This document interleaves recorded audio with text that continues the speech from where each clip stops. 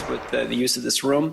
I think the technology available to us here is useful for conveying our message and the information we want to share with you today.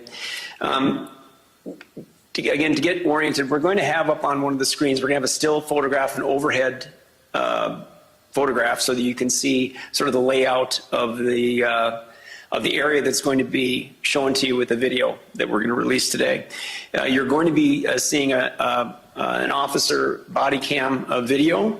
You'll see that this is impressive technology, frankly. The images are very good. They're very easy to see. The video has been, I should add, has been edited out of respect. It will be clear to you why they're edited in the fashion they are, with some digital blurring, I guess I'll call it. There's a bit of that. And what I'm going to do this morning is I'm going to go through the video one time, we'll just let it play out for your viewing without comment. And then I'm planning to go through it a second time, and I'll stop at a couple of points in the video and maybe give a little further explanation.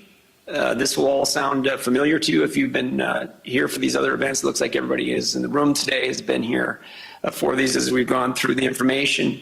So I'll stop. We'll go through that next time, and we'll bear with us as we go through and try to get it to stop at the right points, and we can have a little discussion about it. Chief Zabolski and his team are going to talk with you about internal personnel matters and their evaluation of this body cam and all of the evidence involved in this case with regard to the use of deadly force, which is a separate determination from our decision with regard to the use of force, which we had the press conference here now, going back a couple weeks. We'll also take your questions today. And we've got a time limitation I'll tell you about right now. At 11:30, there's a space time limitation. And I think every reporter in the room has my phone number. You can call, or we can talk outside further if you have other questions. We don't want to truncate that because of that, that logistical consideration. Tell you quickly about the video, like I said before we get going, in its entirety, and this is Officer Zach Robinson's body cam, by the way, if I didn't say that. It is 3 minutes and 7 seconds in length. To prepare you rather quickly, it's 58 seconds into the video that we're showing today. 58 seconds in is when the first barrage of unprovoked, very rapid fire from Barakat's 223 caliber rifle. Throughout the video, you are able to hear, the sound has not been in any way edited. You are able to hear Officer Robinson's voice making repeated calls. You will hear multiple commands from Officer Robinson to Barakat. All of that is easily audible, detectable on the video. And you'll be able to view that Barakat never complies and persists as a threat until the very end, when Officer Robinson neutralizes the threat at 2:44 in the video that we're going to be sharing with you today. So with that, if we could put up the still photo, here we go. All right, this is what you see here along the bottom of the screen is 25th Street. All right. North side is on the right side here. South side is on the left. The cross street over here at the far left of the photograph is 9th Avenue South. This image was put together, and I want to thank our folks at the BCI. We've got Director Gabrowska here with us today and his crew. They put this with some technology that we have to put together the overhead image so that you can see. If you go into the parking lot section there on the far right of that, that's Barakat's car with both doors open. Immediately to the left of it in the photograph, that is the vehicle, the other vehicle that was involved in the car accident that took place on 25th. That was when it was pulled in there, and where the folks who were in that vehicle had been out taking photographs of it and waiting for the officers to walk over there and take their statements. And then these are just some police vehicles that arrived that responded in the wake of Officer Robinson's call. And I should say the vehicle on 25th, furthest to the right in this photograph, is civilian Carly Cossack's vehicle that was involved in that fender bender incident. So without further ado, we'll go ahead and play the video start to finish, 3 minutes and 7 seconds.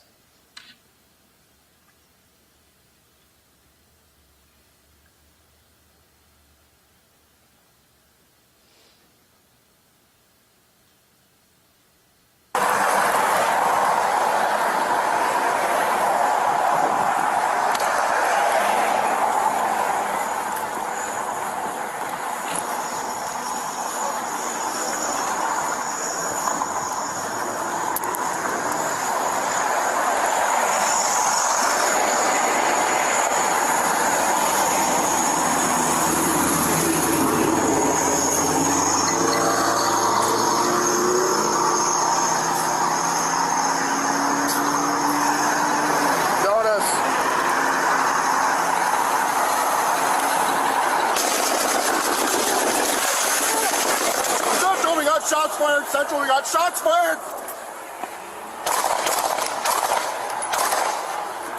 Central, we got a man with an AK-47, he's shooting at us. We're at the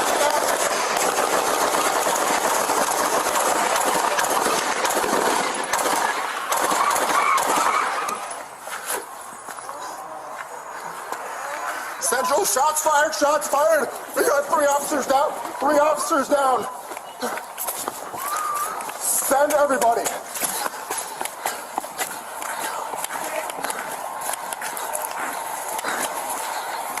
Stop moving! Stop moving! Put your hands up! Hands up! Hands up! Hands up! Hands up! Hands up!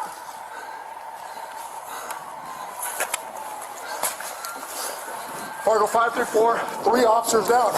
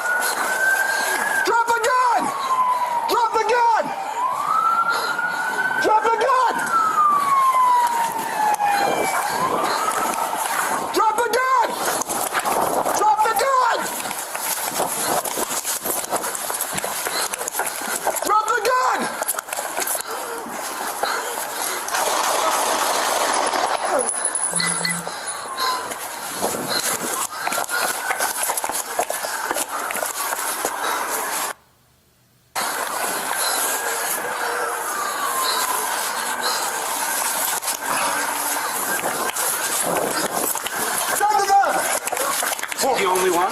He's the only one.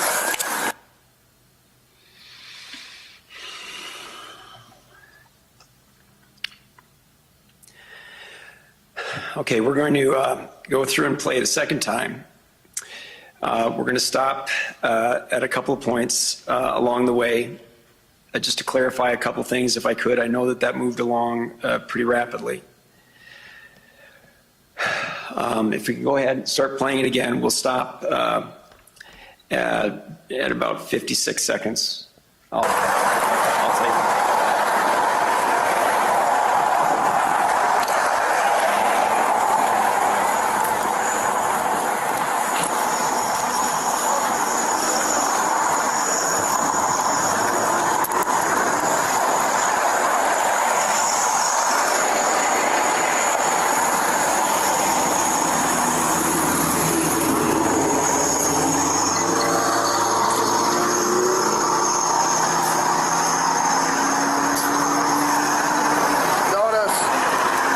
It here, please. Go ahead, just if you, I'm sorry. Stop right there. All right. Obviously, you can see the fire truck back behind here. They had responded to the scene and had already gone back to, at this point, had walked back to, because they were going to be leaving. They weren't needed at the scene any longer. They figured out they didn't have a fire issue or they were going to be pulling out of the area. So they're back in their fire truck there, Over here on the left side of the screen, you see the three officers standing there.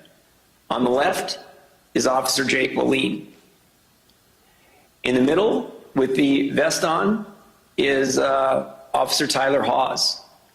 And on the right is Officer Andrew Dotis. It's about 15 feet from where they're standing, to where Barakat is in his vehicle. He is seated in the driver's side of the vehicle. His window's open, and his arm is kind of resting on the door frame at that point. We're not today releasing the images from the other officers' body cams. Couple of quick things. Dotis is hit immediately with multiple rounds and goes down. He does struggle to his feet at one point and goes back down. Officer Hawes is struck immediately too in initial automatic burst. Neither of them sees it coming. You heard Robinson yell up to Dotis. He was going to communicate something to him because Robinson's going to move his police cruiser. Once that fire truck leaves, Robinson's going to move his police cruiser up so that it was behind the vehicle and they didn't have another car crash out there. So he called to Dotis. They turn to him and they're looking out at Robinson. And that's when Barakat comes up, reaches over in his seat, comes up with the gun out the window and starts shooting immediately. Because Officer Jake Walleen is on the left there, Barakat picks left and is going to come across. Walleen, in an instant, somehow manages to make a couple of running steps closer to the vehicle, but at an angle, kind of getting himself into a better angle. He does unholster his weapon. He does get off one round. Just before he is about to get his hand back, his left hand to steady the weapon further, he is struck by a single round from Barakat's .223. Again, this all happens very rapidly on here. There are things that we were only able to see when we went frame to frame to frame to frame. But from Robinson's video here, you do see the shooting start, and also I should mention Carly Kosick. She is shot after them. She first takes the ground, goes to the ground as anybody would in that circumstance. When Robinson's behind the vehicle calling in, per protocol, he's got to get that call in, because as we said at a previous press conference, of course, he doesn't know how many shooters are out there. He doesn't know what's coming next. He's got to get people coming in.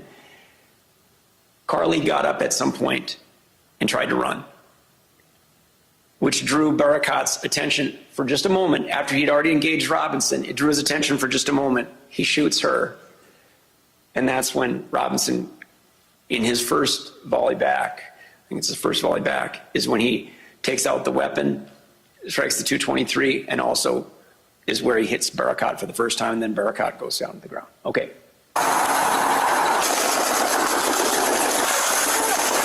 Central, we got shots fired. Central, we got shots fired. Central, we got a man with an AK-47. He's shooting at us. We're at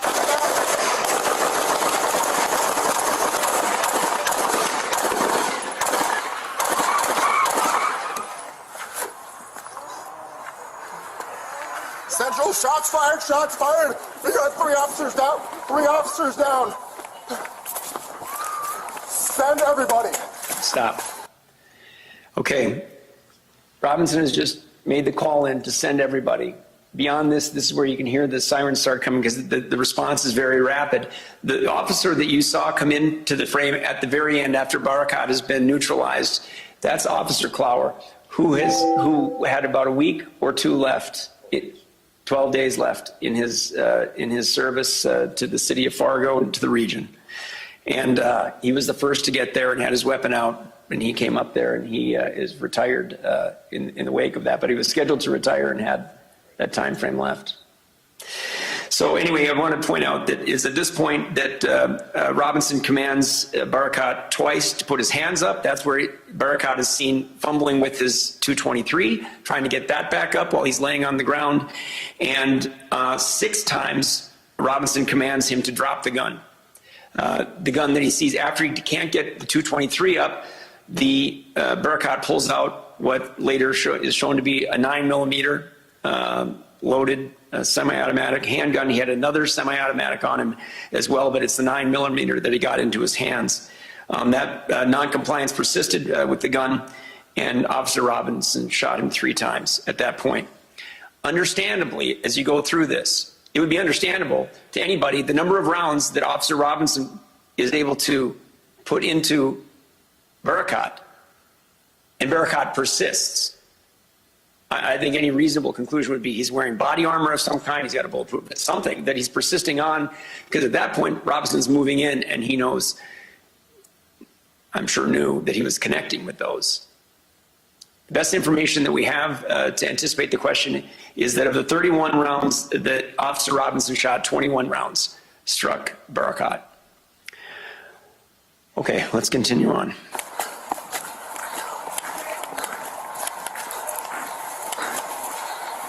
Stop moving! Stop moving! Put your hands up! Hands up! Hands up! Hands up! Hands up! Hands up!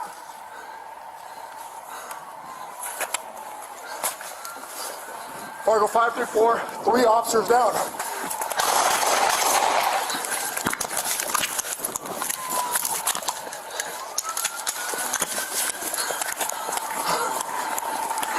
Drop the gun! Drop the gun!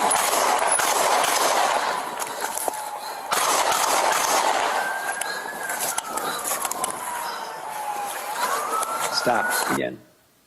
A couple things you saw there. You saw Robinson have to reload his service weapon. They have 17 rounds in them. 18. The typical protocol is to put a live round into the chamber and then fully stock your magazine. At this point, he gives 6 more commands to drop your gun. You see Barakat with the 9mm. Anyone who's familiar with semi-automatic weapons, he's trying to chamber around. He's got his hand on the top, but he's trying to chamber around into his 9mm. As I said, it was loaded. As it turns out, I think that there already was a round in his chamber, but still very much, as we say, in the fight. Interestingly, Officer Robinson, every time, obviously, he is going to communicate back. He steps out of the line, what would be the line of fire with Barakat, to use the car as a buffer, and then he steps back into the frame each time after beyond that. Continue. Drop the gun! Drop the gun!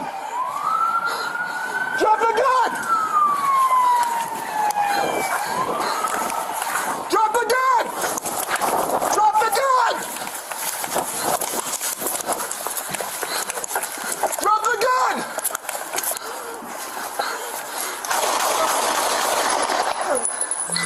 And stop it again. At that point, you can see Barakat still has the gun. He's reaching for it again with his left hand. It was being held in his right. Officer Robinson, at that point, neutralizes him with 5 rounds. This is, I went through and looked at the calculation. It's a minute and 46 seconds, 1 minute, 46 seconds between the first barrage from Barakat's .223 to the neutralization of Barakat by Officer Robinson. This is not television, of course, so anybody who you've ever talked to who's been in a firefight of this kind will tell you 1 minute and 46 seconds is a lifetime. That is a very long turn of events.